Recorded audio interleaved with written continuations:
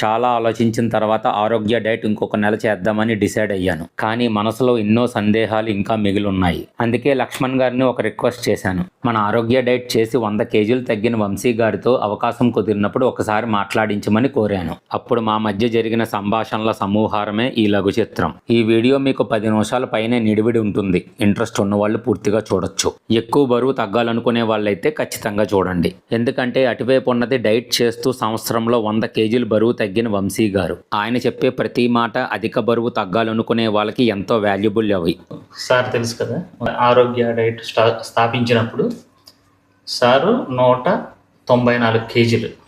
ఈ డైటు హైదరాబాద్లో నిలబెడటానికి అంటే వెయిట్ లాస్ ఎలాగా పనిచేస్తుంది అనడానికి మెయిన్ కారణం ఇతనే.